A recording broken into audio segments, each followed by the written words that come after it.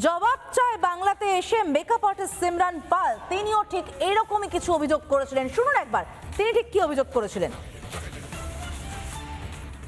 আপনি পেশায় একজন মেকআপ আর্টিস্ট, কি হয়েছিল দিদি? আমি শুনছি আপনাকে মারতে বাড়িতে আমি বিগত 2 বছরের উপরে বসে আছি, আমাকে কাজ দেওয়া হতো না গিল্ড থেকে।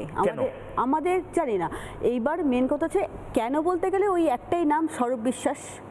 সৌরভ বিশ্বাসের যা বলবে, যেরকমভাবে চলতে বলবে সেরকমভাবেই আমাদেরকে চলতে হবে।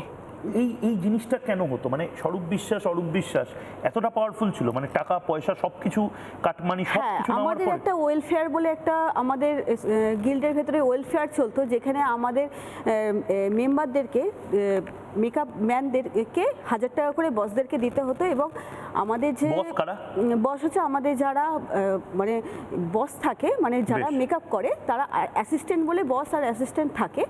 অ্যাসিস্ট্যান্টদেরকে 500 টাকা করে দেওয়া হতো এবং বসদেরকে 1000 টাকা করে দেওয়া হতো। ওটা ওয়েলফেয়ার, ওই টাকাটার কোনো হদিশ নেই এখন এই মুহূর্তে।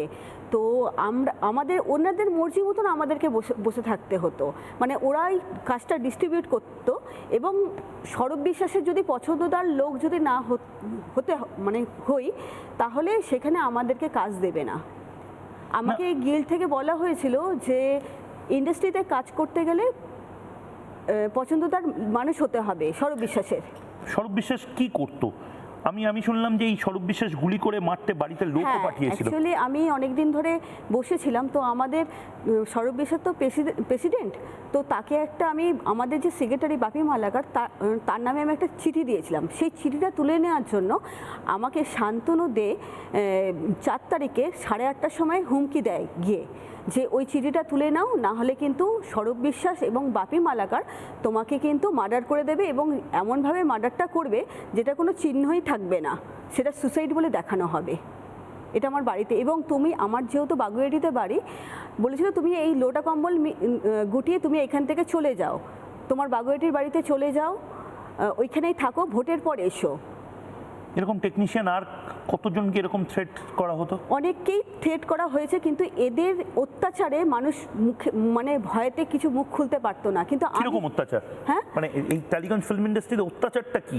অত্যাচার বলতে গেলে হচ্ছে মানে দাবিয়ে রাখা, কোনো কথা বলতে পারবে না, গুলি করে মেরে দেব, যেরকম হুমকিটা আমার বাড়িতে দিতে এসেছিল। এই সিমরান পাল তার অভিযোগের ভিত্তিতে যিনি জবাব চায় বাংলায় এসে খোলাখুলি বলেছিলেন তার অভিযোগের কথা, তার অভিযোগের ভিত্তিতেই সৌরভ বিশ্বাসকে গ্রেফতার করা হয়েছে বলে জানতে পারা যাচ্ছে। যে ছবি দেখতে পাচ্ছেন থানা থেকে বের করে নিয়ে যাওয়ার সময় ছবি দেখতে পাচ্ছেন আপনারা। ফিরে আসছে ছোট্ট বিরতির পর। নানা ধরনের কন্টেন্ট দেখার জন্য লাইক করুন, শেয়ার করুন আমাদের ফেসবুক পেজ, সাবস্ক্রাইব করুন আমাদের ইউটিউব চ্যানেল। পাশাপাশি অন্যান্য ব্রেকিং নিউজের জন্য অবশ্যই চোখ রাখুন রিপাবলিক বাংলায়।